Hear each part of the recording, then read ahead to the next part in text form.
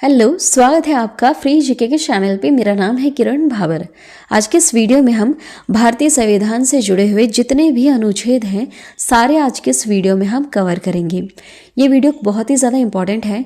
आप चाहे किसी भी कॉम्पिटिटिव एग्जाम की तैयारी करें, आप उनका प्रीवियस ईयर क्वेश्चन पेपर ज़रूर उठा के देखिएगा। भारतीय संविधान से जुड़े हुए आपको सवाल हर बार हर एग्ज़ाम में देखने के लिए मिलेंगे। ये वीडियो काफ़ी ज़्यादा इंपॉर्टेंट है। हम यहाँ पर वन लाइनर में कवर करने वाले हैं, तो बहुत ही कम समय में ये टॉपिक आपका आज कवर हो जाएगा। तो चलिए शुरू करते हैं आज के इस टॉपिक को, भारतीय संविधान टॉपिक को। देखिए, वर्तमान समय में संविधान में 22 भाग हैं। कितने भाग हैं याद रखिएगा, 22 भाग हैं। 395 अनुच्छेद है, 395 अनुच्छेद हैं और 12 अनुसूचियां हैं। ध्यान दीजिएगा, काफ़ी ज़्यादा इंपॉर्टेंट। हर बार आप सुनते होंगे कि नया एक संशोधन हुआ है, नया संशोधन हुआ है, तो क्या चेंजेस आया है भारतीय संविधान में। शुरू से ही देख रहे हैं हम 395 अनुच्छेद पहले भी थे, अभी भी हैं, तो बदलाव कहाँ पर आते हैं ध्यान से सुनिएगा। जब भी अनुच्छेद एक नया जोड़ा जाता है, तो मान लीजिए एक नया अनुच्छेद जोड़ रहे हैं अभी, तो इस तरह से जुड़ेगा। 368 के क में जोड़ दिया जाएगा, या फिर क पहले से ही है तो उसको ख में जोड़ दिया जाएगा। इस तरह से जोड़े जाते हैं। तो आप देखेंगे 395 अनुच्छेद पहले भी थे और अभी भी हैं, इसमें कोई बदलाव नहीं आता है। 22 भाग पहले भी थे, अभी भी हैं। 395 अनुच्छेद पहले भी थे, अभी भी हैं। और 12 अनुसूचियाँ, पहले 8 अनुसूचियाँ थी। जब ये बन के तैयार हुआ था हमारा भारतीय संविधान, तब 8 अनुसूचियाँ थी। अब कितनी अनुसूचियाँ हैं? 12 अनुसूचियाँ हैं, याद रखिएगा। ठीक है, तो इसमें अनुच्छेद में बदलाव नहीं होते हैं। बदलाव कहाँ होते हैं? क घ घ इसमें जोड़ दिया जाता है। 395 पहले भी था, अभी भी है और फ्यूचर में भी रहेगा। चलिए अब शुरू करते हैं। देखिए, हम इसे एक साथ नहीं पढ़ सकते, एक साथ हमें चीज़ें नहीं समझ में आएंगी, तो इन्हें भागों में बांटा गया है। भागों में इसको बांटा गया है। जैसे भाग 1 जो है, इस तरह से टोटल अभी कितने भाग हैं? 22 भाग हैं। ठीक है, तो भाग 1 में क्या लिखा हुआ है? अनुच्छेद 1 से लेकर 4 इसमें डाल दिए गए हैं अनुच्छेद। और भाग 1 क्या कहता है कि संघ एवं उसका राज्य क्षेत्र के बारे में आपको इसमें पढ़ने के लिए मिलेगा। भाग ए में आपको संघ एवं उसका राज्य क्षेत्र के बारे में पढ़ने के लिए मिलेगा, जो अनुच्छेद 1 से लेकर 4 तक इसमें उल्लिखित है। चलिए देखिए, अनुच्छेद 1 क्या कहता है? पहला वाला क्या कहता है? संघ और उसके राज्य क्षेत्र। ये जो हमारा भारत देश है, इसके बारे में इसमें लिखा हुआ है कि जो ये भारत देश है, यह राज्यों का संघ है। अनुच्छेद पहला कहता है। अनुच्छेद दूसरा क्या कहता है? इसमें नए राज्यों की स्थापना का प्रावधान है। नए राज्य इसमें हम कर सकते हैं। तीसरा अनुच्छेद कहता है कि राज्यों की सीमा और नाम में परिवर्तन का प्रावधान है। आपने देखा होगा कि राज्य सीमा, जैसे बहुत सारे राज्य हैं जो एक दूसरे से टूटकर बने हैं। जैसे तेलंगाना पहले नहीं था, ये आंध्र प्रदेश से अलग होकर बना है। तो हो सकता है ऐसे सीमा में बदलाव किया जा सकता है और नाम में परिवर्तन, नाम भी इनके राज्यों के बदल सकते हैं। अनुच्छेद जो चौथा है, यह क्या कहता है? पहली और चौथी अनुसूची। देखिए, अनुसूचियाँ अलग हैं। जैसे कि अभी मैंने आपको बताया 12 अनुसूचियाँ, मैं आपको वैसे भारतीय संविधान पूरा पढ़ा चुकी हूँ। 12 अनुसूचियाँ जो हैं, सब में कुछ ना कुछ लिखा है। प्रथम सूची जो अनुसूची है उसमें कुछ और लिखा है, जो द्वितीय अनुसूची है उसमें कुछ और लिखा है, तृतीय, चौथी, पांचवी, छठी, इस तरह से जितनी भी अनुसूचियाँ हैं उसमें कुछ ना कुछ लिखा हुआ है। ठीक है, तो अगर आप चाहें डिटेल में और पढ़ना, तो वैसे मैंने भारतीय संविधान की एक अलग से ही प्लेलिस्ट बना रखी है, वहाँ पर हमने अनुसूचियाँ कवर कर रखी हैं। तो देखिए इसमें क्या लिखा हुआ है। अनुच्छेद 4 क्या कहता है कि पहली और जो चौथी अनुसूची है, इसके संशोधन तथा अनुपूरक विषयों पर उपबंध करने के लिए अनुच्छेद 2 और 3 के अधीन विधियाँ। ठीक है, यह लिखा हुआ है। ये इतना ज़्यादा इंपॉर्टेंट नहीं है। जो बहुत ही ज़्यादा इंपॉर्टेंट है उन्हें आप ज़रूर ध्यान दीजिएगा। क्वेश्चंस यहीं से ही एग्जाम में आते हैं। बहुत सारे अनुच्छेद हैं, इसमें से गिने चुने ही ऐसे कुछ हैं जो बार बार रिपीट होते हैं और उन पर ही हम आज ज़्यादा जोर देने वाले हैं। नेक्स्ट देखिएगा, भाग दूसरा क्या कहता है? इसमें नागरिकता का प्रावधान है, जो अनुच्छेद 5 से लेकर 11 इसमें है। ठीक है, समझ में आ रहा है आपको? इसका मतलब जो भाग दूसरा है, इसमें नागरिकता के बारे में लिखा हुआ है, अनुच्छेद 5 से लेकर 11। देखिए, अनुच्छेद 5वां क्या कहता है? संविधान की शुरुआत में नागरिकता का प्रावधान है। अनुच्छेद 6 कहता है पाकिस्तान से भारत आने वाले व्यक्तियों की नागरिकता के बारे में प्रावधान है कि जो व्यक्ति है, कोई भी व्यक्ति है पाकिस्तान से जो भारत आया है, वो कितने समय तक भारत में रहेगा, जब जाकर उसको भारत की नागरिकता मिलेगी। ये सारी चीज़ें आपको अनुच्छेद 6 में देखने के लिए मिलेगी। अनुच्छेद 7 क्या कहता है? भारत से पाकिस्तान जाने वाले नागरिकता का प्रावधान है। ये जो अनुच्छेद 6 और जो 7 है ना, ये एक्चुअली उस समय के हिसाब से देखकर लिखा गया था जब भारत और पाकिस्तान के बीच में बंटवारा हुआ था। उस सिचुएशन को देखकर यहाँ पर लिखा गया था कि जो भारत का निवासी है उसे हम इंडियन की नागरिकता कैसे दें, या फिर जो पाकिस्तान जा चुका है, पाकिस्तान से जो भारत में आया उसको हम नागरिकता कैसे दें कि भारत का है। इस तरह से यहाँ पर कुछ बहस छिड़ी थी, तो अनुच्छेद 6 और 7 यहाँ पर लिखा गया था, उस सिचुएशन के हिसाब से लिखा गया था। देखिए अनुच्छेद 8 क्या कहता है? भारत के बाहर रहने वाले प्रवासियों के नागरिक के अधिकार के बारे में। अनुच्छेद 9 क्या कहता है? विदेशी नागरिकता लेने पर भारत की नागरिकता से वंचित का प्रावधान है। अगर दूसरे देश की नागरिकता ले लेता है तो क्या भारत की रहेगी या नहीं रहेगी, या फिर भारत देश के जो बाहर रह रहे हैं, प्रवासी हैं, मतलब मजदूरी वगैरह के लिए बाहर जाते हैं या फिर जॉब वगैरह जो भी कर रहे हैं, उनके बारे में, उनकी नागरिकता के बारे में अनुच्छेद 8 में लिखा हुआ है। अनुच्छेद 10 क्या कहता है? नागरिकता के अधिकार बने रहने के लिए, कि कब तक वो भारत देश का नागरिक बना रहेगा, क्या ऐसा होना चाहिए, उसमें क्या विशेष होना चाहिए। ठीक है, अगर मान लीजिए टेररिस्ट वगैरह बन चुका है तो इस तरह से नागरिकता ऐसे लोगों को नहीं मिलेगी, है ना। इस तरह के कुछ प्रावधान यहाँ पर लिखे हुए हैं। अनुच्छेद 11 क्या कहता है? संसद द्वारा नागरिकता अधिकार कानूनों का विनियम का प्रावधान है। इसमें संसद द्वारा नागरिकता अधिकार कानूनों का यहाँ पर प्रावधान आपको देखने के लिए मिलेगा अनुच्छेद 11 में। भाग 3 यहाँ पर आपको मौलिक अधिकार के बारे में पढ़ने के लिए मिलेगा, अनुच्छेद 12 से लेकर 35, 12 से लेकर 35 के बीच में। देखिए अनुच्छेद 12 क्या कहता है? राज्य की परिभाषा, राज्य की परिभाषा। अनुच्छेद 13 कहता है मौलिक अधिकारों पर नियंत्रण करने की विधियाँ। क्वेश्चन अगर एग्जाम में पूछा जाए राज्य की परिभाषा कौन से अनुच्छेद में है, तो अनुच्छेद 12 में है। देखिए मौलिक अधिकार को भी हम यहाँ पर अगर आप ध्यान से देखेंगे तो इसे भी हमने छः में बांट रखा है, जैसे समानता का अधिकार, और अभी आप आगे देखेंगे स्वतंत्रता का अधिकार। इस तरह से हमने इसको छः पार्ट्स में बांट रखा है ताकि पढ़ने में आसानी हो।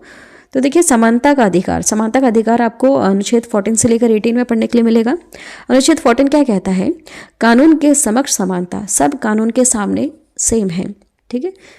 अनुच्छेद 15 कहता है धर्म, जाति, लिंग, जन्म स्थान आदि के आधार पर भेदभाव नहीं होगा। अनुच्छेद 16 कहता है कि लोक नियोजन के अवसरों में सभी को समानता मिलेगी।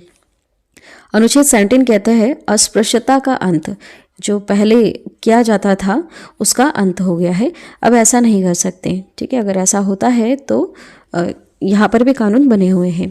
अनुच्छेद 18 कहता है उपाधियों का अंत, पहले उपाधियाँ दी जाती थी, अंग्रेज वगैरह उपाधि देते थे। ठीक है, जैसे आपने बहुत सारी उपाधियाँ सुनी होगी, किसी को सर की उपाधि मिली है, इस तरह से कुछ अलग अलग से टाइटल्स दिए जाते थे ना, वो सारी चीज़ें अब नहीं हैं, अब इनका अंत हो चुका है। नेक्स्ट देखिएगा, अभी हम उसी में ही पढ़ रहे हैं, ध्यान दीजिएगा, अभी हम भाग 3 में ही पढ़ रहे हैं। भाग 3 में जो दूसरा पार्ट है स्वतंत्रता का अधिकार, अब हम इसमें पढ़ेंगे। अनुच्छेद 19 से लेकर 22 क्या कहता है? अनुच्छेद 19 कहता है कि बोलने और अभिव्यक्ति की आज़ादी है। देखिए इसमें भी बहुत सारे हैं, 19 इसमें ABCD से लेकर आपको G तक पढ़ने के लिए मिलेगा। अनुच्छेद 19 का ये क्या कहता है? बोलने की स्वतंत्रता, अभिव्यक्ति की स्वतंत्रता है इसमें। अनुच्छेद 19 का भी कहता है शांतिपूर्वक बिना हथियारों के कहीं पर इकट्ठा आप हो सकते हैं। जैसे आपने देखा होगा धरना दे देते हैं बहुत सारे लोग, डॉक्टर्स धरना दे देते हैं, या फिर ऑटो रिक्शा वाले, या फिर बहुत सारे ऐसे हैं जो धरना देते हैं, तो ऐसा कर सकते हैं, लेकिन शांतिपूर्वक होना चाहिए और बिना हथियारों के होना चाहिए। ठीक है। अनुच्छेद 19 का C क्या कहता है? संगठन या संघ बनाने की स्वतंत्रता है। ठीक है, आप संगठन बना सकते हैं, आप संघ बना सकते हैं, बहुत सारे आपने ग्रुप्स वगैरह देखे होंगे जिनके अलग अलग से नाम हैं, तो ऐसा बना सकते हैं। ठीक है, लेकिन देश विरोधी नहीं होना चाहिए। देखिए अनुच्छेद 19 का D क्या कहता है? देश के किसी भी भाग में आने जाने की स्वतंत्रता है। ठीक है, आप देश के किसी भी हिस्से में आ जा सकते हैं, कोई रोक टोक नहीं है। अनुच्छेद 19 का E क्या कहता है? देश के किसी भी क्षेत्र में रहने की आपको स्वतंत्रता है। ठीक है, आप किसी भी राज्य में जाकर वहाँ पर बस सकते हैं। अनुच्छेद 19 का जी क्या कहता है? देखिए, जो इंपॉर्टेंट है हम वही पढ़ रहे हैं। यहाँ पर आप देख सकते हैं कुछ कुछ यहाँ पर मिस भी है, तो जो बहुत ही ज़्यादा इंपॉर्टेंट है उसे हम कवर करते जाएंगे। देश के किसी भी हिस्से में व्यापार करने की स्वतंत्रता है, अनुच्छेद 19 का जी कह रहा है। ठीक है, अनुच्छेद 20 क्या कहता है? देखिए, अपराधों के दोष सिद्धि के संबंध में यहाँ पर संरक्षण है। अनुच्छेद 21 कहता है प्राण और दैहिक स्वतंत्रता का अधिकार, जीने का अधिकार है। अनुच्छेद 21 का ए कहता है शिक्षा का अधिकार है। ये 86वां संविधान संशोधन के तहत ये जोड़ा गया है। जैसा अभी मैंने आपको बताया था कि देखेंगे आप, अनुच्छेद 21 तो पहले से ही था, बाद में इसमें 21 का ए जोड़ दिया गया। ये संविधान संशोधन के तहत जोड़ा गया है। संशोधन करना मतलब कुछ ना कुछ बदलाव करना। जैसे कि आप देख रहे होंगे कि बहुत सारे बदलाव आ रहे हैं, बहुत सारे अलग अलग युग देखने के लिए मिल रहे हैं, तो उसके हिसाब से बदलाव भी ज़रूरी है। तो बदलाव के हिसाब से जो भी चेंजेस आते हैं, जो भी संशोधन वगैरह आते हैं, उसे हम कहाँ जोड़ते हैं? किसी में भी ए या बी करके जोड़ दिया जाता है। अगर ए बी पहले से ही है तो सी डी करके जोड़ दिया जाएगा। इस तरह से यहाँ पे जोड़ा जाता है। देखिए, अनुच्छेद 22 क्या कहता है? कुछ दशा में गिरफ्तारी के संरक्षण, गिरफ्तारी से संरक्षण है। इसके बारे में कुछ प्रावधान है यहाँ पर। अब देखिए, इसी में आगे हम पढ़ रहे हैं शोषण के विरुद्ध अधिकार। अब यहाँ पर भी कुछ अधिकार हैं इससे रिलेटेड। जैसे अनुच्छेद 23 से 24 में क्या कहता है? अनुच्छेद 23 कहता है कि मानव के साथ दुर्व्यवहार और बलात्कार पर प्रतिषेध। ये क्या है? इसका अर्थ हुआ मतलब छोटे बच्चों से काम नहीं करा सकते। अनुच्छेद 24 क्या कहता है? कारखानों आदि भारी काम में 14 वर्ष से कम आयु के बच्चों पर प्रतिषेध। छोटे बच्चों को आप ऐसे जोखिम भरे कारखानों में इनका आप प्रयोग नहीं कर सकते हैं। आप इनसे मजदूरी नहीं करवा सकते हैं।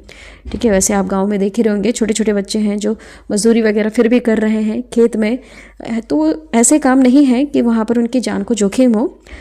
छोटी मोटी जो भी मजदूरी करते हैं वहाँ पर तो फिर भी चल जाएगा, लेकिन जो ऐसे कारखाने जहाँ पर जोखिम हो सकता है जान का, वहाँ पर 14 ईयर से भी छोटे बच्चों का प्रवेश या फिर वहाँ पर उनको मजदूर के तौर पर यूज़ नहीं कर सकते। नेक्स्ट है धार्मिक स्वतंत्रता का अधिकार।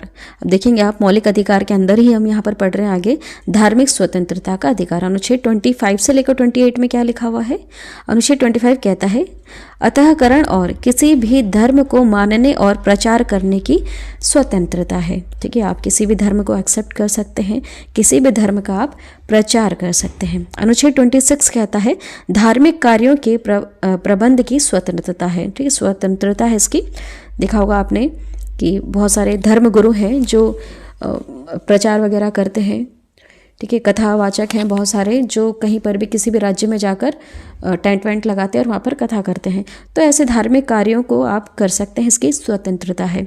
अनुच्छेद 27 कहता है किसी विशिष्ट धर्म की अभिवृत्ति के लिए कर टैक्स संबंधित स्वतंत्रता है।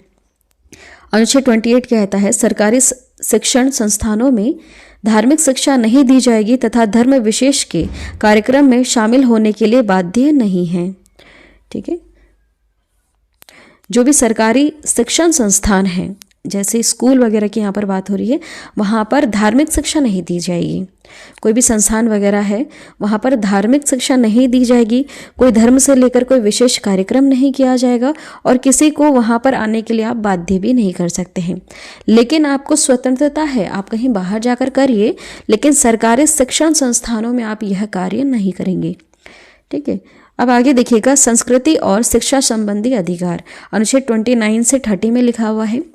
अनुच्छेद 29 कहता है अल्पसंख्यक वर्ग को अपनी भाषा, लिपि और संस्कृति को संरक्षित करने का इनको अधिकार है।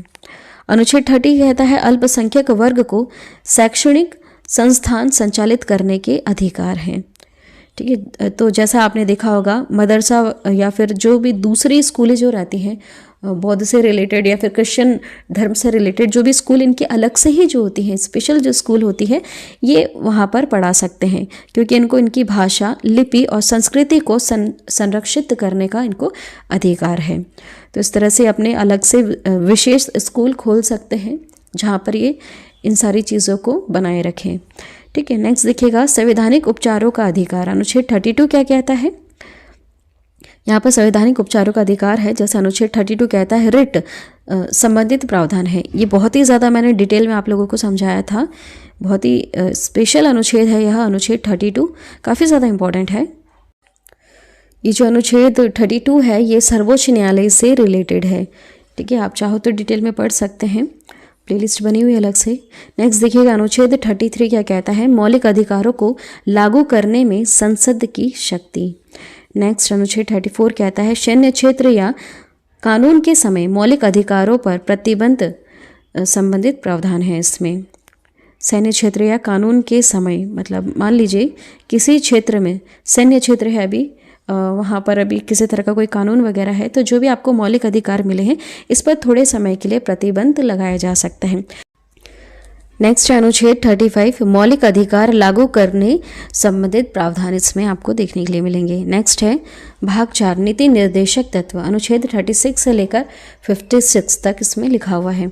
अनुच्छेद 36 कहता है इसमें राज्य की परिभाषा दे रखी है। अनुच्छेद 37 कहता है नीति निर्देशक तत्व न्यायालय में वाद योग्य नहीं माना जाएगा। अनुच्छेद 38 कहता है राज्य लोक कल्याण की वृद्धि में व्यवस्था करेगा। अनुच्छेद 39 कहता है समान कार्य के लिए समान वेतन का प्रावधान, समान न्याय और निःशुल्क विधि सहायता। अनुच्छेद 40 ग्राम पंचायतों के गठन का इसमें प्रावधान है। अनुच्छेद 41 कहता है कुछ परिस्थितियों में सभी नागरिकों को काम, शिक्षा और लोक सहायता पाने का अधिकार होगा। अनुच्छेद 42 कहता है न्याय संगत और मानव उचित दशाओं तथा प्रसूति सहायता का प्रावधान है इसमें। अनुच्छेद 43 कहता है मजदूरी और कुटीर उद्योगों को प्रोत्साहन मिलेगा। अनुच्छेद 44 कहता है समान नागरिक संहिता समान नागरिक संहिता यूसीसी लागू करने का इसमें प्रावधान है। अनुच्छेद 44 में है समान नागरिक संहिता लागू करने का प्रावधान, याद रखिएगा, इंपॉर्टेंट है। अनुच्छेद 45 कहता है बच्चों को मुफ्त और अनिवार्य शिक्षा का जिम्मेदारी राज्य की होगी। अनुच्छेद 46 कहता है अनुसूचित जाति, जनजाति और अन्य वर्गों के शिक्षा और अर्थ संबंधी हितों का इसमें प्रावधान है। अनुच्छेद 47 कहता है पोषण और जीवन स्तर के लिए लोक स्वास्थ्य में सुधार का कर्तव्य। अनुच्छेद 48 कहता है कृषि और पशुपालन संबंधी इसमें संबंधित प्रावधान है। बहुत ज़्यादा डिटेल में है, वैसे जितने भी अनुच्छेद अभी हम पढ़ रहे हैं ना यहाँ पर, वैसे तो हम एक एक लाइन में पढ़ रहे हैं, लेकिन जब इसे हम डिटेल में पढ़ते हैं तो इसके पीछे बहुत सारी चीज़ें होती हैं पढ़ने के लिए। देखिए अनुच्छेद 48 का ए क्या कहता है, पर्यावरण और वन्य जीवों का इसमें संरक्षण है, ठीक है। पर्यावरण से रिलेटेड आपने कुछ कानून देखे होंगे, पेड़ वगैरह नहीं काट सकते। वन्य जीव से रिलेटेड कुछ ऐसे जानवर हैं जिनका आप शिकार वगैरह नहीं कर सकते, बहुत सारे कानून बने हुए हैं इनसे रिलेटेड। तो इनके संरक्षण से जुड़ी हुई जो प्रावधान वगैरह हैं वो सब आपको अनुच्छेद 48 के ए में देखने के लिए मिलेंगे।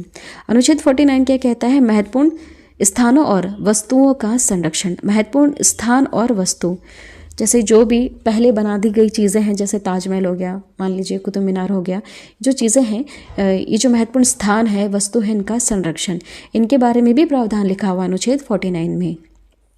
इन्हें कोई भी आम व्यक्ति हानि नहीं पहुंचा सकता है। अनुच्छेद 50 क्या कहता है, कार्यपालिका और न्यायपालिका के कार्य का विभाजन है इसमें। कार्यपालिका और न्यायपालिका दोनों में क्या डिफरेंस है, ये चीज़ें मैंने आप लोगों को बहुत ही ज़्यादा डिटेल में समझाई हैं। दोनों में बहुत ही बड़ा डिफरेंस है। देखिए जो एक एक वर्ड आ रहे हैं ना, प्लीज़ आपसे रिक्वेस्ट है पहले आप इनको डिटेल में समझें, उसके बाद ही आपको भारतीय संविधान समझ में आने वाला है, क्योंकि यहाँ पर ऐसे बहुत सारे वर्ड हैं जिन्हें समझना मुश्किल है। तो मैंने बहुत ही ज़्यादा डिटेल में और बहुत ही ज़्यादा सारी चीज़ें आपको नीट एंड क्लीन वे में समझाई है। प्लेलिस्ट में आप ज़रूर जाके देखें, भारतीय संविधान समझना बहुत ही आसान हो जाएगा। नेक्स्ट है अनुच्छेद 51, अंतर्राष्ट्रीय शांति और सुरक्षा संबंधित प्रावधान इसमें आपको देखने के लिए मिलेंगे। अब देखिए भाग 4 का ए, देखिए भाग 4 अभी हमने पढ़ा था, भाग 4 भी है और भाग 4 का ए भी इसमें है। भाग 4 के ए क्या कहता है, मौलिक कर्तव्य। इसमें मौलिक कर्तव्य से जुड़ी चीज़ें लिखी हैं जो अनुच्छेद 51 के ए में डाली गई हैं। अनुच्छेद 51 का अनुच्छेद 51 का ए क्या कहता है? 11 मौलिक कर्तव्यों का इसमें प्रावधान है। 11 ऐसे मौलिक कर्तव्य हैं जिसका हमें पालन करना चाहिए। जैसे हमें हमारे भारतीय संविधान, जो हमारा भारतीय संविधान है उसकी हमें रिस्पेक्ट करनी चाहिए, उसका पालन करना चाहिए। हमारे भारत देश का जो राष्ट्र ध्वज है, राष्ट्रगान है, उसका हमें आदर सम्मान करना चाहिए। स्वतंत्रता के लिए हमारे भारत देश के जितने भी क्रांतिकारी वीर रहे हैं, जिन्होंने बलिदान दिया है, उनकी हमें रिस्पेक्ट करना चाहिए। हमारे भारत देश की जो एकता है, अखंडता है, इसको बनाए रखना है। देश की हमें रक्षा करना है। भारत देश के जितने भी लोग हैं, हमें इनकी भावना का सम्मान करना चाहिए। इस तरह से यहाँ पर आप देखेंगे 11 मौलिक कर्तव्य हैं, उसका प्रावधान दे रखा है। ठीक है, चलिए भाग 5 क्या कहता है? भाग 5 में यहाँ पर आपको संघ से रिलेटेड बातें देखने के लिए मिलेंगी। संघ से जुड़े हुए कुछ प्रावधान हैं अनुच्छेद 52 से लेकर 151 तक। आप देख सकते हैं 52 से लेकर 151 तक, है ना। देखिए अनुच्छेद 52 क्या कहता है? अनुच्छेद 52 कहता है भारत के राष्ट्रपति का इसमें उल्लेख है। काफ़ी ज़्यादा इंपॉर्टेंट क्वेश्चन अगर एग्जाम में आए कि भारत देश के जो राष्ट्रपति हैं उस पद से रिलेटेड आपको उल्लेख कहाँ देखने के लिए मिलता है, कौन से अनुच्छेद में देखने के लिए मिलता है? तो अनुच्छेद 52 में। भाग अगर पूछा जाए तो भाग 5 में। अनुच्छेद 53 कहता है संघ की कार्यपालिका संबंधित शक्तियां राष्ट्रपति में निहित होगी। अनुच्छेद 54 कहता है राष्ट्रपति के निर्वाचन मंडल। अनुच्छेद 55 में क्या प्रावधान है? राष्ट्रपति के निर्वाचन संबंधित पद्धति। अनुच्छेद 56 कहता है राष्ट्रपति के कार्यकाल का इसमें उल्लेख है। अनुच्छेद 57 में क्या लिखा हुआ है? राष्ट्रपति के पुनर्निर्वाचन की पात्रता।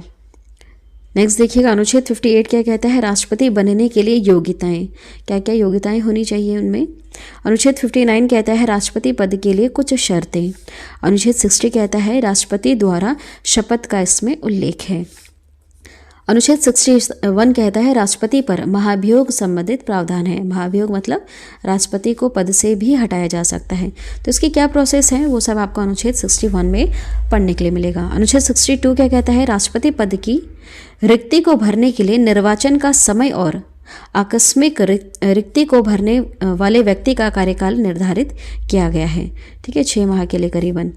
इसका अर्थ क्या हुआ? देखिए मान लीजिए राष्ट्रपति जो हैं अभी हमारे भारत देश के, मान लीजिए अगर ऐसी कोई सिचुएशन आती है कि कहीं बाहर चले गए या फिर अभी इस पद को संभालने के लिए वो फिट नहीं है, किसी तरह की कोई बीमारी हो गई है उन्हें, या फिर मान लीजिए कि उनकी मृत्यु हो चुकी है, तो ऐसे में तत्काल में क्या कर सकते हैं? तत्काल तो निर्वाचन नहीं हो सकते, तो 6 महीने के लिए जो अभी वर्तमान में उपराष्ट्रपति है वो राष्ट्रपति पद को संभाल सकते हैं। ठीक है, इस तरह से कुछ यहाँ पर प्रावधान देखने के लिए मिलता है अनुच्छेद 62 में। अनुच्छेद 63 कहता है उपराष्ट्रपति के पद का इसमें उल्लेख है। अनुच्छेद 63 में उपराष्ट्रपति के पद का उल्लेख है, याद रखिएगा, मोस्ट इम्पॉर्टेंट अनुच्छेद। नेक्स्ट है अनुच्छेद 64। भारत का उपराष्ट्रपति राज्यसभा का पदेन सभापति होता है, याद रखेगा। अनुच्छेद 65 क्या कहता है? आकस्मिक स्थिति में राष्ट्रपति नहीं होने की स्थिति में उपराष्ट्रपति राष्ट्रपति के तौर पर कार्य करेगा। अभी मैंने ये बताया आपको, मान लीजिए ऐसी कोई सिचुएशन आती है कि राष्ट्रपति अभी अपना पद नहीं संभाल सकते या फिर राष्ट्रपति है ही नहीं, ठीक है, तो उपराष्ट्रपति राष्ट्रपति के तौर पर कार्य करेंगे। अनुच्छेद 66 क्या कहता है? उपराष्ट्रपति का निर्वाचन संबंधित इसमें प्रावधान है। अनुच्छेद 67 में उपराष्ट्रपति के कार्यकाल का उल्लेख देखने के लिए मिलता है। अनुच्छेद 68 में उपराष्ट्रपति पद की रिक्ति को भरने के लिए निर्वाचन का समय और आकस्मिक रिक्ति को भरने के वाले व्यक्ति का कार्यकाल निर्धारित किया गया है 6 माह के लिए। सेम वही है, अगर मान लीजिए उपराष्ट्रपति नहीं है तो इनके पद को संभालने के लिए जो भी व्यक्ति आएगा वो सिर्फ 6 माह के लिए ही कार्य करेगा, उसके बाद तो निर्वाचन करना ही पड़ेगा। अनुच्छेद 69 क्या कहता है? उपराष्ट्रपति की शपथ का इसमें उल्लेख है। अनुच्छेद 70 कहता है अन्य किसी आकस्मिकता में राष्ट्रपति के कर्तव्य का निर्वहन। अनुच्छेद 71 कहता है राष्ट्रपति और उपराष्ट्रपति के निर्वाचन संबंधित विषय यहाँ पर आपको देखने के लिए मिलेंगे। अनुच्छेद 72 में राष्ट्रपति द्वारा क्षमादान की शक्ति है। इसका अर्थ क्या हुआ? जैसे कि आपने कई बार न्यूज़ में पढ़ा होगा कि किसी को फांसी की सज़ा मिली थी, लेकिन राष्ट्रपति ने उनकी सज़ा को माफ़ कर दिया और उम्र कैद में उसको तब्दील कर दिया। इस तरह से हमारे राष्ट्रपति के पास पावर है, क्षमादान करने की शक्ति है। कई बार हुआ भी है ऐसा। अनुच्छेद 73 में क्या प्रावधान है? संघ की कार्यपालिका शक्ति के विस्तार का इसमें उल्लेख देखने के लिए मिलता है। अनुच्छेद 74 में राष्ट्रपति को सलाह देने के लिए मंत्री परिषद का उल्लेख है इसमें। अनुच्छेद 75 में मंत्रियों से संबंधित अन्य उपबंध हैं। अनुच्छेद 76 में भारत के महान्यायवादी का उल्लेख देखने के लिए मिलता है। मोस्ट इंपॉर्टेंट, इसे याद रखिए। अनुच्छेद 76 में भारत के महान्यायवादी का उल्लेख है। अनुच्छेद 77 में भारत सरकार के कार्य का संचालन संबंधित उल्लेख है। अनुच्छेद 78 में राष्ट्रपति को जानकारी देने के लिए प्रधानमंत्री के कर्तव्य के बारे में कुछ न कुछ प्रावधान लिखा हुआ है। अनुच्छेद 79 में संसद के गठन का उल्लेख है। ठीक है, संसद हमारा कैसे होगा? हमारा भारत देश का जो संसद है, इसके 3 महत्वपूर्ण अंग हैं। कौन कौन से? लोकसभा है, राज्यसभा है और राष्ट्रपति हैं देश के। इससे मिलकर हमारा देश का जो संसद बना है वो कुछ इस प्रकार बना है। इस तरह से कुछ स्ट्रक्चर देखने के लिए मिलता है। लोकसभा, राज्यसभा और देश के राष्ट्रपति, ये इसके महत्वपूर्ण अंग हैं। और 2 सदन कौन से हैं? लोकसभा, राज्यसभा। अनुच्छेद 80 क्या कहता है? राज्यसभा का इसमें उल्लेख है, याद रखिए, वेरी इंपॉर्टेंट। अनुच्छेद 81 क्या कहता है? लोकसभा का उल्लेख। अनुच्छेद 80 में राज्यसभा का उल्लेख है, अनुच्छेद 81 में लोकसभा का उल्लेख है, याद रखिए। अनुच्छेद 82 क्या कहता है? प्रत्येक जनगणना के बाद सीटों का पुनः समायोजन। अनुच्छेद 83 कहता है संसद के सदन की अवधि का उल्लेख है इसमें।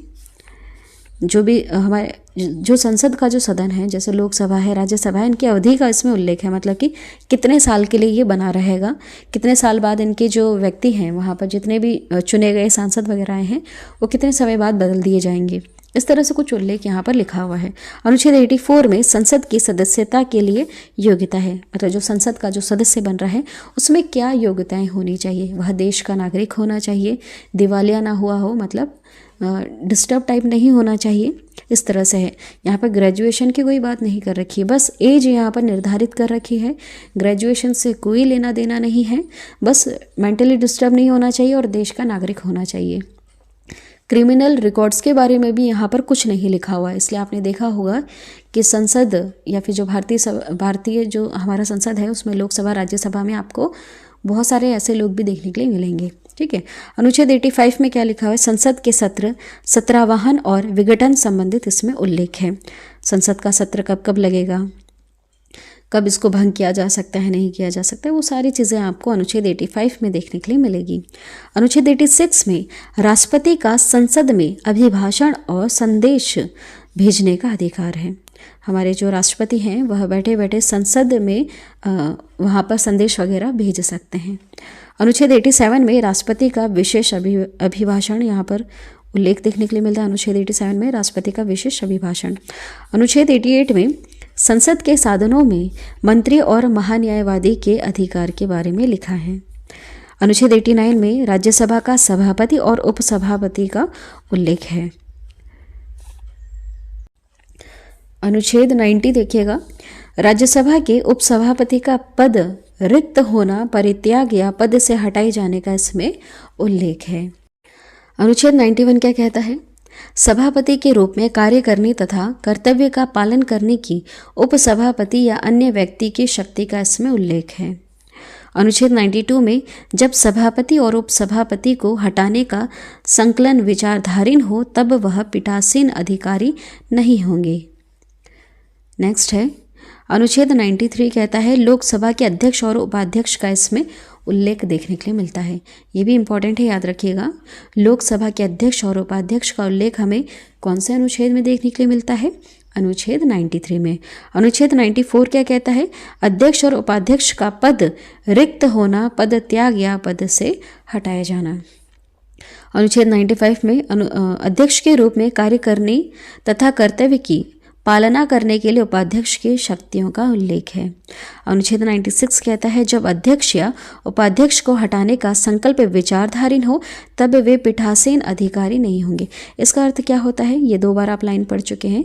देखिए इसका अर्थ यह हुआ, मान लीजिए अभी जो लोकसभा के अध्यक्ष हैं उसको हटाने की बात चल रही है, या फिर जो उसके उपाध्यक्ष है उसको हटाने की बात चल रही है, तो जब ये इस तरह के हटाने का कोई संकल्प वगैरह विचारधारीन है तो ऐसे समय में ये लोकसभा के अध्यक्ष के रूप में कार्य नहीं कर सकते हैं।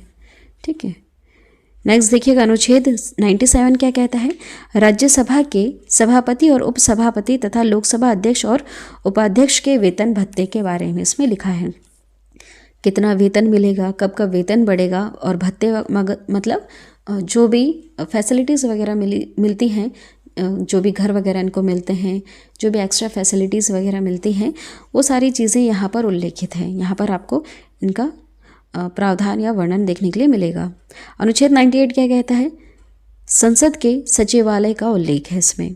अनुच्छेद 99 संसद सदस्य द्वारा शपथ का इसमें उल्लेख है। जो भी संसद के सदस्य होते हैं सबको शपथ भी दिलाई जाती है। कौन किसे शपथ दिलाता है, इस सब का उल्लेख देखने के लिए मिलता है अनुच्छेद 99 में। नेक्स्ट देखिएगा अनुच्छेद 100 क्या कहता है, संसद सदनों में मतदान रिक्तियों के होते हुए भी सदनों की कार्य करने की शक्ति और गणपूर्ति। अनुच्छेद 101 कहता है संसद में स्थानों का रिक्त होना, बहुत सारी सीटें होती हैं जो खाली ही होती हैं।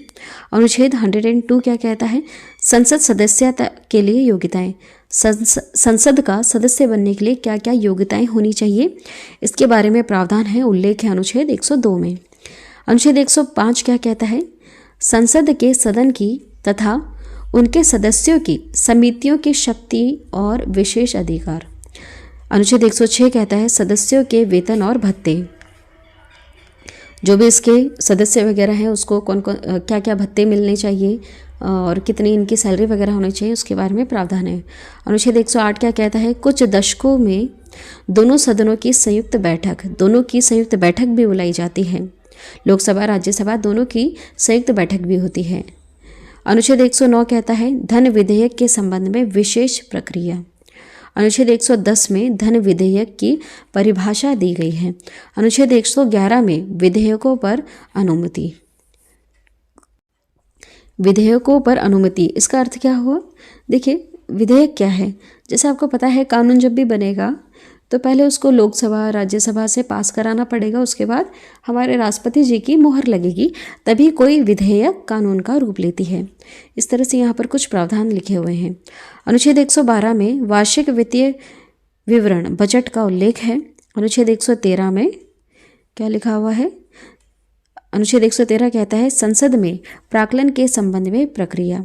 अनुच्छेद 114 में विनियोग विधेयक। अनुच्छेद 120 में संसद में प्रयोग की जाने वाली भाषा का भी यहाँ पर उल्लेख है अनुच्छेद 120 में। अनुच्छेद 122 में न्यायालयों द्वारा संसद की कार्यवाही की जांच न किया जाना।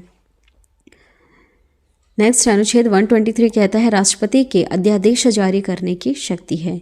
अनुच्छेद 124 में सर्वोच्च न्यायालय की स्थापना और गठन का यहाँ पर उल्लेख मिलता है। ये भी काफ़ी ज़्यादा इंपॉर्टेंट है, याद रखिएगा। सर्वोच्च न्यायालय के स्थापना और गठन का उल्लेख कहाँ मिलता है, अनुच्छेद 124 में।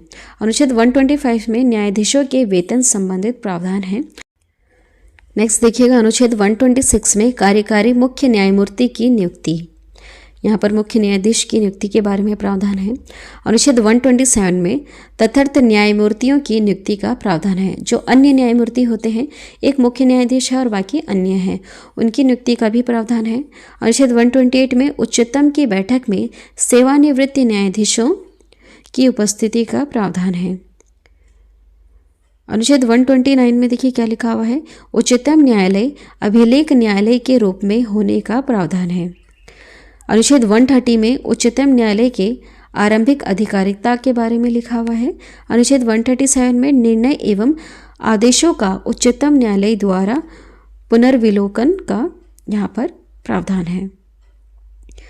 अनुच्छेद 143 देखिएगा, उच्चतम न्यायालय से परामर्श करने की राष्ट्रपति की शक्ति। उच्चतम न्यायालय से परामर्श करने की राष्ट्रपति को शक्ति है।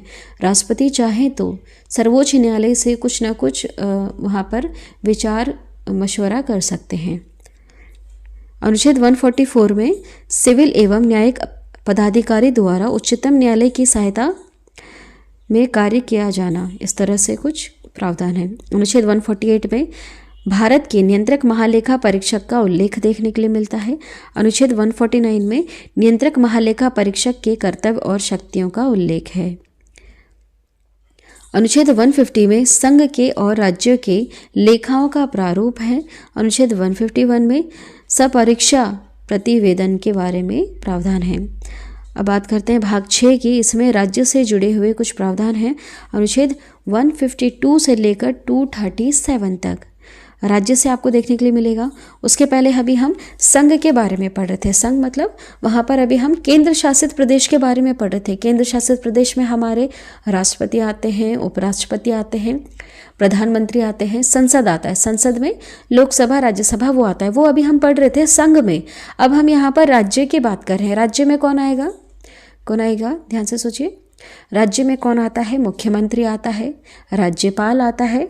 वहाँ की जो संघ में जिस तरह से संसद होता है, राज्य में उस तरह से क्या होता है? विधानमंडल होता है। यहाँ पर विधानसभा होती है, विधान परिषद होता है। ठीक है, चलिए देखते हैं अनुच्छेद 152 क्या कहता है। इसमें राज्य की परिभाषा है। अनुच्छेद 153 में राज्यपाल का उल्लेख मिलता है। अनुच्छेद 154 में राज्य की कार्यपालिका शक्ति राज्यपाल में निहित होगी। जो भी चीज़ें अभी हमने वहाँ पर पढ़ी थी संघ में, वही सारी चीज़ें अभी आप राज्य में पढ़ोगे। लेकिन यहाँ पर आप अगर बहुत ही ज़्यादा ध्यान से देखें तो देखिए, संघ में हम वहाँ पर राष्ट्रपति के बारे में पढ़ रहे थे। अब यहाँ पर राज्य में हम राष्ट्रपति की जगह राज्यपाल के बारे में पढ़ेंगे। ठीक उसी तरह से हमने संघ में वहाँ पर प्रधानमंत्री के बारे में पढ़ा था, और राज्य में हम यहाँ पर किसके बारे में पढ़ेंगे? मुख्यमंत्री के बारे में पढ़ेंगे। ठीक है, आई होप ये क्लियर हो रहा होगा। देखिए अनुच्छेद 155 क्या कहता है? राज्यपाल की नियुक्ति। राज्यपाल की नियुक्ति से रिलेटेड यहाँ पर प्रावधान है। राज्यपाल की नियुक्ति कौन करता है? कौन करता है? हमारे देश के राष्ट्रपति करते हैं। अनुच्छेद 156 में राज्यपाल का कार्यकाल लिखा हुआ है। ठीक है, वैसे कोई सीमा निर्धारित नहीं है यहाँ पर। जो हमारे भारत देश के राष्ट्रपति हैं उनके कहने पे ही और उनके मन के मुताबिक ही वह वहाँ पर किसी भी राज्य के राज्यपाल बने रह सकते हैं। जब चाहे तब राष्ट्रपति उनको वहाँ से हटा सकते हैं और दूसरे राज्य का राज्यपाल बना सकते हैं। अनुच्छेद 157 में राज्यपाल की योग्यताओं से जुड़ा हुआ प्रावधान है। अनुच्छेद 158 में राज्यपाल के पद की शर्तें हैं। अनुच्छेद 159 में राज्यपाल की शपथ का उल्लेख है, याद रखिएगा। अनुच्छेद 160 में कुछ आकस्मिकताओं में राज्यपाल के कृत्यों का निर्वहन है। अनुच्छेद 161 में राज्यपाल की क्षमादान संबंधित शक्तियां हैं। ठीक है, उसी तरह से जैसा भी हमने राष्ट्रपति से जुड़ा हुआ पढ़ा था, राज्यपाल के पास भी ऐसी पावर है। नेक्स्ट देखिएगा, अनुच्छेद 162 में राज्य की कार्यपालिका शक्ति का विस्तार है। अनुच्छेद 163 में राज्यपाल की सहायता और सलाह के लिए मंत्री परिषद का उल्लेख है। देखिए, जो हमारे भारत देश के राष्ट्रपति हैं वो बहुत सारे ऐसे कार्य हैं जो बिना मंत्री परिषद के नहीं कर सकते। उनकी मतलब उनकी सहायता या फिर उनके जो भी विचार वगैरह हैं उनके बिना नहीं कर सकते हैं। ठीक उसी तरह से जो राज्य के राज्यपाल है, यह उसी राज्य की मंत्री परिषद की सलाह के बिना या सहायता के बिना बहुत सारे कार्य नहीं कर सकते हैं। इसलिए ऐसा कहते हैं कि देखा जाए तो पावरफुल कौन है? देश के प्रधानमंत्री हैं। लेकिन अगर ध्यान से भारतीय संविधान को हम पढ़े तो जो पावर्स हैं वो राष्ट्रपति के पास है, लेकिन उसका प्रयोग कौन कर रहा है? देश का प्रधानमंत्री कर रहा है। ठीक है, इसको समझने के लिए आपको ना बहुत ही ज़्यादा डिटेल में पढ़ना होगा। आगे देखिएगा, अनुच्छेद 164 में मंत्रियों के बारे में अन्य उपबंध हैं। नेक्स्ट है अनुच्छेद 165। इसमें राज्य का महाधिवक्ता, इनके बारे में कुछ प्रावधान है। राज्य का महाधिवक्ता क्या है? यह राज्य सरकार का वकील, राज्य सरकार के वकील, इनके खुद के भी वकील होते हैं, तो यह है राज्य सरकार का वकील, जिसे हम कहते हैं राज्य का महाधिवक्ता। ठीक उसी तरह से केंद्र सरकार के भी वकील हैं। उनका क्या नाम है? उन्हें हम क्या कहते हैं? उन्हें हम महान्यायवादी कहते हैं। ठीक है, ध्यान दीजिएगा, अभी हमने पढ़ा भी था ऊपर। नेक्स्ट अनुच्छेद 166 राज्य की सरकार के कार्य का संचालन है। अनुच्छेद 167 में राज्यपाल को जानकारी देने के संबंध में मुख्यमंत्री का कर्तव्य। राज्यपाल तक कुछ जानकारी पहुंचानी है तो ये कर्तव्य किसका है? राज्य के मुख्यमंत्री का। अनुच्छेद 168 क्या कहता है? राज्यों के विधान मंडलों के गठन का इसमें प्रावधान है। अभी मैंने बताया जो विधान मंडल है इसमें विधान परिषद भी होती है और विधान सभा होती है। विधान सभा तो हर राज्य में मिलेगी, लेकिन विधान परिषद हर राज्य में नहीं है। चाहे तो राज्य वहाँ पर गठित कर सकते हैं या फिर है तो उसको भंग कर सकते हैं, ऐसा कुछ इसमें प्रावधान भी है। ठीक है। अनुच्छेद 169 में राज्यों में विधान परिषदों का बनाना और भंग करना, इसके बारे में प्रावधान है। देखिए, कंपलसरी नहीं है कि हर राज्य में विधान परिषद बनाई ही जाएगी, नहीं, कंपलसरी नहीं है, राज्य पे डिपेंड करता है। अगर आपके पास ज़्यादा पैसे हैं, आप सैलरी दे सकते हैं, तो आप विधान परिषद बनाइए, वहाँ पर पार्षद वगैरह आएंगे, ठीक है, उनको सैलरी वगैरह दीजिए। और अगर नहीं है आप में इतनी टेंडेंसी तो चाहो तो आप इसको भंग कर सकते हैं। अगर पहले से है तो उसको भंग कर दीजिए, या फिर नहीं है तो उसका बना दीजिए। ठीक है, इस तरह से प्रावधान है। लेकिन विधानसभा बनाना कंपलसरी है, विधान परिषद के लिए तो चॉइस है। अनुच्छेद 170 क्या कहता है? विधानसभाओं के संरक्षण का उल्लेख है। ठीक है, उसी तरह से जैसे अभी हमने पढ़ा था ना, ऊपर संसद पढ़ा था, संसद में कौन कौन था? लोकसभा, राज्यसभा और राष्ट्रपति। ठीक उसी तरह से विधान मंडल में भी विधान परिषद भी है, विधानसभा भी है, और एक और कौन है? राज्यपाल है। ठीक है, चलिए आगे देखिए। अनुच्छेद 170 क्या कहता है? विधानसभाओं के संरक्षण का इसमें उल्लेख है। किस तरह से बनेगी विधानसभा? इस तरह से लिखा हुआ है। अनुच्छेद 171 में विधान परिषदों के संरक्षण का उल्लेख है। अनुच्छेद 172 में राज्यों के विधान मंडलों की अवधि का उल्लेख है। अनुच्छेद 173 में विधानमंडल की सदस्यता की योग्यताओं के बारे में उल्लेख है। अनुच्छेद 174 में विधानमंडल के सत्र, सत्रावहन और विघटन के बारे में है। ठीक है, सेम उसी तरह से अगर आप थोड़ा कंपेयर करके चलेंगे, आपको एक चीज़ इसमें से अच्छी तरह से पढ़ना होगा। या तो आप केंद्र सरकार के बारे में अच्छे से पढ़ लें, या फिर आप राज्य सरकार के बारे में अच्छे से पढ़ लें। दोनों को आप कंपेयर कर दीजिएगा, आपको बड़ी ही आसानी से दोनों चीज़ें समझ में आ जाएंगी। ठीक है, नेक्स्ट देखिएगा। अनुच्छेद 173 में राज्यपाल का सदन में अभिभाषण और संदेश का अधिकार है। अनुच्छेद 176 में राज्यपाल का विशेष अभिभाषण। अनुच्छेद 177 में प्रावधान है सदन के बारे में मंत्री और महाधिवक्ता के अधिकार का। नेक्स्ट है अनुच्छेद 178 में विधानसभा के अध्यक्ष और उपाध्यक्ष, इसके बारे में लिखा हुआ है। अनुच्छेद 178 में प्रावधान है विधानसभा के अध्यक्ष और उपाध्यक्ष का पद रिक्त होना या पदत्याग या पद से इनको हटाया जाना, इसके बारे में कुछ प्रावधान है। अनुच्छेद 180 में विधानसभा उपाध्यक्ष के अध्यक्ष के तौर पर कार्य करने की शक्तियां हैं। अनुच्छेद 181 में जब अध्यक्ष एवं उपाध्यक्ष को हटाने का प्रस्ताव हो तब वे पीठासीन अधिकारी नहीं होंगे। इसका अर्थ तो आप समझ ही गए होंगे, बताया है मैंने आगे, पहले ही बता दिया। नेक्स्ट अनुच्छेद 182 क्या कहता है? विधान परिषद का सभापति और उपसभापति। अनुच्छेद 183 विधान परिषद सभापति और उपसभापति का पद रिक्त होना, पदत्याग या पद से हटाया जाना। जो विधान परिषद का सभापति है और उपसभापति है, इनके पद से जुड़ी हुई कुछ यहाँ पर प्रावधान है। अनुच्छेद 184 में विधान परिषद के उपसभापति का सभापति के तौर पर कार्य करने की शक्ति है। मान लीजिए विधान परिषद के अभी सभापति नहीं है, तो जो उपसभापति है ये सभापति के रूप में कार्य कर सकते हैं।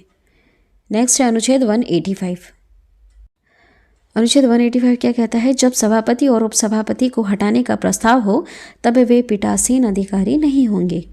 अनुच्छेद 186 में अध्यक्ष और उपाध्यक्ष तथा सभापति और उपसभापति के वेतन और भत्ते के बारे में है। अच्छा, यहाँ पर आप कंफ्यूज तो नहीं हो रहे हैं, ध्यान से सुनिएगा। जो विधानसभा है वहाँ पर अध्यक्ष और उपाध्यक्ष होते हैं। विधान जो परिषद है वहाँ पर सभापति और उपसभापति होते हैं। थोड़ा सा इसको कंपेयर कर लेते हैं। जैसे जो लोकसभा है वहाँ पर अध्यक्ष और उपाध्यक्ष होते हैं, कहाँ पर? लोकसभा में। और जो राज्यसभा है वहाँ पर सभापति और उपसभापति होते हैं। ठीक है, तो राज्यसभा में जैसे जो सभापति है ये एक्चुअली होते कौन है? देश के उपराष्ट्रपति होते हैं। ठीक है, चलिए अभी वैसे हम बात किसकी कर रहे हैं, राज्य की बात कर रहे हैं यहाँ पर। तो यहाँ पर विधानसभा और विधान परिषद चल रही है। चलिए अनुच्छेद 187 में देखिएगा राज्य विधानमंडल का सचिवालय। अनुच्छेद 188 में विधानमंडल के सदस्यों द्वारा शपथ का उल्लेख है। जो भी विधानमंडल के जो भी सदस्य होंगे, विधानमंडल मतलब इसमें विधानसभा भी आ गई, विधान परिषद भी आ गई, और देश के यहाँ पर राज्यपाल भी आ गए, तो इनके शपथ को लेकर यहाँ पर कुछ ना कुछ उल्लेख है। अनुच्छेद 189 क्या कहता है, सदन में मतदान रिक्तियों के होते हुए भी सदनों की कार्य करने की शक्ति और गणपूर्ति। चलिए आगे बढ़ते हैं। अनुच्छेद 190 कहता है विधानमंडल में स्थानों का रिक्त होना। हाँ, ऐसा हो सकता है, बहुत सारी जगहें होती हैं जो खाली होती हैं, हर सीट नहीं भरी होती है, कुछ ना कुछ खाली रह जाती है, तो उससे जुड़ा हुआ भी कुछ प्रावधान है। अनुच्छेद 191 विधानमंडल के सदस्यों की योग्यताएं। अनुच्छेद 192 कहता है सदस्यों की योग्यताओं से संबंधित प्रश्नों का विनिश्चय। अनुच्छेद 194 में उल्लेख है विधानमंडल और अन्य सदस्यों की शक्ति और विशेष अधिकार। अनुच्छेद 195 क्या कहता है, विधानमंडल सदस्यों के वेतन भत्तों का इसमें उल्लेख है। इन्हें कितना वेतन मिलना चाहिए, वेतन के और ये जो भत्ता मिल रहा है इसके तौर में इनको क्या क्या सुविधाएं मिलना चाहिए, मेडिकल से रिलेटेड, गाड़ी वगैरह मिलती हैं इनको, घर वगैरह मिलते हैं, उससे रिलेटेड जो भी सुविधाएं होंगी उन सब का यहाँ पर वर्णन है अनुच्छेद 195 में। अनुच्छेद 199 कहता है विधानमंडल में धन विधेयक की परिभाषा। अनुच्छेद 200 में विधेयकों पर अनुमति। ठीक है, सेम वैसा ही है जैसा भी हमने ऊपर पढ़ा था, विधेयकों पर अनुमति। इसमें क्या होगा, इसमें विधानसभा से पास होगा, कोई भी विधेयक आएगा विधानसभा से पास होगा, फिर विधान परिषद से पास होगा, उसके बाद राज्यपाल यहाँ पर मुहर लगाएंगे, उसके बाद कोई विधेयक कानून का रूप ले लेगा। अनुच्छेद 201 क्या कहता है, विचारों के लिए आश्रित विधेयक। चलिए आगे बढ़ते हैं। अनुच्छेद 202 क्या कहता है, वार्षिक वित्तीय विवरण, बजट विधानमंडल में बजट वगैरह पेश किए जाते हैं, उससे जुड़ा हुआ भी प्रावधान है। अनुच्छेद 203 क्या कहता है, विधानमंडल में प्राक्कलन के संबंध में प्रक्रिया। अनुच्छेद 204 क्या कहता है, विनियोग विधेयक। अनुच्छेद 207 क्या कहता है, वित्तीय विधेयकों के बारे में विशेष उपबंध है। जो धन विधेयक होता है ना, उससे रिलेटेड अलग से ही विशेष प्रावधान दे रखा है। अनुच्छेद 213 क्या कहता है, 213 राज्यपाल के अध्यादेश जारी करने की शक्ति। अनुच्छेद 214 कहता है राज्यों के लिए उच्च न्यायालय का प्रावधान है। ठीक है, राज्यों के लिए उच्च न्यायालय है, और वहाँ पर हमने देखा था वहाँ पर सर्वोच्च न्यायालय थी। ठीक है, और यहाँ पर राज्यों में उच्च न्यायालय है। अनुच्छेद 215 क्या कहता है, उच्च न्यायालय का अभिलेख न्यायालय होगा। चलिए आगे बढ़ते हैं। अनुच्छेद 216 कहता है उच्च न्यायालयों के गठन का उल्लेख है। इंपॉर्टेंट है, याद रखिएगा, उच्च न्यायालयों का गठन, इसका उल्लेख हमें कौन से अनुच्छेद में देखने के लिए मिलता है, अनुच्छेद 216 में। नेक्स्ट अनुच्छेद 217 उच्च न्यायालय के न्यायाधीश की नियुक्ति और उनके पद की शर्तें। अनुच्छेद 218 क्या कहता है, सर्वोच्च न्यायालय से संबंधित कुछ उपबंध का उच्च न्यायालयों को लागू करना। सर्वोच्च न्यायालय से संबंधित कुछ उपबंध का उच्च न्यायालयों को लागू करना। देखेंगे आप यहाँ पर इनकी जो पावर होती है ना, ये एक्चुअली अलग अलग नहीं है, इनकी पावर्स इस तरह से कुछ डिस्ट्रीब्यूट है ऊपर से नीचे। जैसे यहाँ पर टॉपर कौन है, सर्वोच्च न्यायालय है, उसके बाद आता है उच्च न्यायालय आता है जो राज्यों में है। ठीक है, इस तरह से इनकी पावर डिस्ट्रीब्यूट है। चलिए अनुच्छेद 219 में देखिएगा उच्च न्यायालय के न्यायाधीशों की शपथ के बारे में उल्लेख है। उच्च न्यायालय के जो भी न्यायाधीश होंगे उनको शपथ कौन दिलाएगा, शपथ के वक्त इन्हें क्या क्या करना होता है, उन चीज़ों का यहाँ पर उल्लेख है। अनुच्छेद 220 में स्थायी न्यायाधीश रहने के बाद अन्य विधि व्यवसाय पर रोक। अनुच्छेद 221 कहता है उच्च न्यायालय के न्यायाधीशों का वेतन, कितना इनको वेतन वगैरह मिलना चाहिए, यहाँ पर प्रावधान है। जितनी भी छोटी छोटी चीज़ें हो रही हैं हमारे भारत देश में, जो भी केंद्र सरकार करती है, जो भी राज्य सरकार करती है, पता है ये सारी चीज़ें भारतीय संविधान में लिखी गई हैं। बहुत ही छोटा छोटा लिखा हुआ है, ये सारी चीज़ें इन्हें फॉलो करना होता है, भारतीय संविधान का इन्हें पालन करना होता है। तभी एक आदर्श देश बन रहा है हमारा भारत देश। आदर्श देश तभी बनेगा अगर ये मनमानी करने लग जाएंगे। मान लीजिए उच्च न्यायालय अपना कार्य ठीक से नहीं कर रहा है, ये नहीं कर रहा है, वो नहीं कर रहा है, तो ऐसे में जो अर्थव्यवस्था है वो बिगड़ेगी। तो इन चीज़ों को लिखा गया है भारतीय संविधान में बहुत ही नीट एंड क्लीन तरीके से कि इनको फॉलो करोगे तभी हमारा भारत देश की जो अर्थव्यवस्था है वो सही चलेगी। ठीक है, तो आप देख सकते हैं यहाँ पर छोटी छोटी चीज़ें लिखी हुई हैं, इन सबको फॉलो करना होता है। ये चीज़ें केंद्र सरकार को भी फॉलो करनी है और राज्य सरकार को भी फॉलो करनी है। चलिए आगे देखिए। नेक्स्ट देखिएगा, अनुच्छेद 222 कहता है न्यायाधीश का अन्य उच्च न्यायालय में भेजना। किसी भी न्यायाधीश को किसी भी अन्य उच्च न्यायालय में भेजा जा सकता है। अनुच्छेद 223 कहता है कार्यकारी मुख्य न्यायाधीश की नियुक्ति होगी। अनुच्छेद 224 कहता है अपर और कार्यकारी न्यायाधीशों की नियुक्ति। अनुच्छेद 225 उच्च न्यायालयों की आधिकारिकता के बारे में प्रावधान करता है। अनुच्छेद 226 में उच्च न्यायालय द्वारा रिट जारी करना। अनुच्छेद 227 में सभी न्यायालयों के अधीक्षण की उच्च न्यायालय की शक्ति, इसके बारे में प्रावधान है। अनुच्छेद 228 में कुछ मामलों में उच्च न्यायालय का अंतःकरण का उल्लेख है। नेक्स्ट देखिएगा, अनुच्छेद 230 कहता है उच्च न्यायालय की आधिकारिकता का संघ राज्य क्षेत्रों पर विस्तार। इसका अर्थ क्या हुआ? देखिए वर्तमान में कितने उच्च न्यायालय हैं? 25 हैं, लेकिन राज्य इससे तो कहीं ज़्यादा है, केंद्र शासित प्रदेश भी इससे कहीं ज़्यादा है। तो कैसे होगी सुनवाई, किस तरह से होगी? तो देखिए जो भी उच्च न्यायालय हैं इनके अंडर में बहुत सारे राज्य आते हैं, इनके अंडर में बहुत सारे राज्य मिलकर भी आते हैं। तो इस तरह से यहाँ पर लिखा हुआ है कि उच्च न्यायालय की आधिकारिकता का संघ राज्य क्षेत्रों का विस्तार। ठीक है, तो इसमें राज्य बढ़ाए भी जा सकते हैं, घटाए भी जा सकते हैं। मतलब कि एक उच्च न्यायालय के अंडर में बहुत सारे राज्यों से सुनवाई हो सकती है, ऐसा अनुच्छेद 230 कहता है, यहाँ पर प्रावधान है। अनुच्छेद 231 क्या कहता है? 2 या अधिक राज्यों के लिए एक ही उच्च न्यायालय की स्थापना की गई है, ऐसा है। अनुच्छेद 233 कहता है जिला न्यायाधीशों की नियुक्ति का प्रावधान है। आगे बढ़ते हैं। अनुच्छेद 235 कहता है अधीनस्थ न्यायालय पर नियंत्रण। चलिए आगे चलते हैं। भाग 8 क्या कहता है? संघ राज्य क्षेत्र। अनुच्छेद 239 से 242 तक। अनुच्छेद 239 कहता है संघ राज्य क्षेत्रों के प्रशासन का उल्लेख इसमें देखने के लिए मिलता है। अनुच्छेद 240 में कुछ संघ राज्य क्षेत्रों के लिए भी विनियम बनाने की राष्ट्रपति की शक्ति है।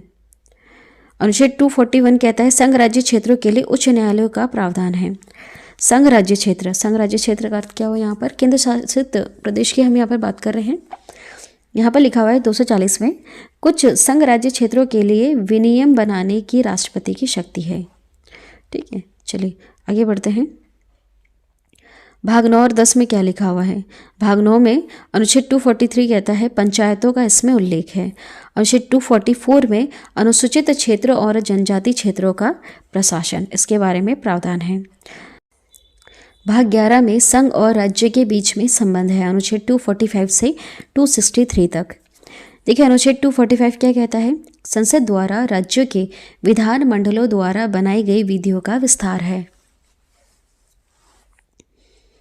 अनुच्छेद 248 में अवशिष्ट विधायी शक्तियों के बारे में प्रावधान है। अनुच्छेद 252 में 2 या अधिक राज्यों के लिए सहमति से विधि बनाने की संसद की शक्ति है। अनुच्छेद 254 में संसद द्वारा बनाई गई विधियों और राज्यों के विधानमंडल द्वारा बनाई गई विधियों में असंगति। नेक्स्ट है अनुच्छेद 256 राज्यों की और संघ की बाध्यता। अनुच्छेद 257 में कुछ दशाओं में राज्यों पर संघ का नियंत्रण। अनुच्छेद 262 में अंतर्राज्यीय नदियों की जल संबंधी विवादों का न्याय निर्वहन। अनुच्छेद 263 में अंतर्राज्यीय विकास परिषद के गठन का उल्लेख है।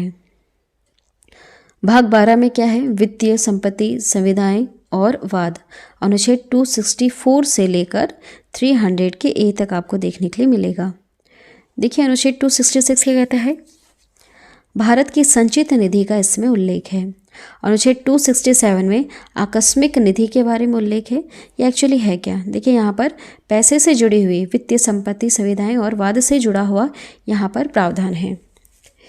जब भारत सरकार जब सैलरी बांटती है तो वो जो पैसा बांटेगी वो कौन सी निधि से बांटेगी, इस चीज़ का उल्लेख है। जितने भी वहाँ पर मान लीजिए राष्ट्रपति हैं, उपराष्ट्रपति, इनको जो पैसा मिलेगा, वेतन भत्ते मिलेंगे, वो सब कौन सी निधि से इनको पैसे मिलेंगे, वो सारी चीज़ें यहाँ पर आपको देखने के लिए मिलेगी। ठीक है, यहाँ पर इसका उल्लेख प्रावधान किया गया है।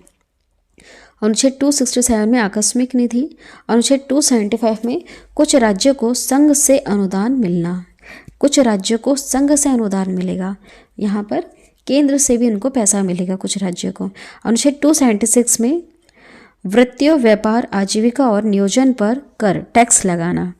वैसे सरकार के पास पैसा कहाँ से आता है, वो टैक्स लगाती है, आम जनता पर टैक्स लगाती है और उससे जो भी उनको थोड़ा थोड़ा करके पैसा मिलता है वो धीरे धीरे करके बहुत ज़्यादा बड़ी अमाउंट बन जाता है और उसी का ही आगे यूज़ करते हैं, वापस ये वैसे ही जनता पर ही यूज़ कर देते हैं। ठीक है, रोड वगैरह बन जाती है, डैम्स वगैरह बन जाते हैं, तो ये सब करोड़ों जो खर्च करते हैं वो सब पैसे कहाँ से आते हैं, ये जनता से ही आते हैं, जनता के लिए ही इन पे वापस लुटा दिया जाता है। देखिए अनुच्छेद 280 में वित्त आयोग का उल्लेख है, अनुच्छेद 281 में वित्त आयोग की सिफारिशें, अनुच्छेद 292 में भारत सरकार द्वारा उधार लेना, भारत सरकार उधार लेती है। इसका बहुत बड़ा एग्जाम्पल है आपके सामने, पाकिस्तान सरकार के बारे में आप सुन ही रहे होंगे न्यूज़ में। ठीक है, भारत सरकार वैसे नहीं लेती है इतना उधार, लेकिन आप देख रहे होंगे हमारे जो पड़ोसी देश हैं, श्रीलंका पर देखिए कितना सारा उधार है ना। इस तरह से जो छोटे छोटे देश हैं आसपास, उन पर बहुत सारा उधार है, ये उधार ले लेते हैं दूसरे देशों से, इस तरह से कर सकते हैं। अनुच्छेद 293 में राज्य सरकार द्वारा उधार लेना, राज्य सरकार भी उधार ले सकती है। अनुच्छेद 298 में व्यापार करने के अधिकार हैं। अनुच्छेद 299 में संविदाएं। चलिए आगे देखिए 300A का अनुच्छेद क्या कहता है, अनुच्छेद 300A का संपत्ति का अधिकार है, संपत्ति का अधिकार है। चलिए भाग 13 और 14 में क्या लिखा हुआ है, अनुच्छेद 301 कहता है भारत देश में व्यापार, वाणिज्य और समागम की स्वतंत्रता है, आप देश में व्यापार कर सकते हैं। अनुच्छेद 309 क्या कहता है, संघ या राज्यों की सेवा करने वाले व्यक्तियों की भर्ती और सेवा की शर्तें। अनुच्छेद 312 में अखिल भारतीय सेवाओं का उल्लेख है, यहाँ पर कुछ गवर्नमेंट जॉब्स के बारे में लिखा हुआ है। अनुच्छेद 313 कहता है संक्रमणीकालीन उपबंध।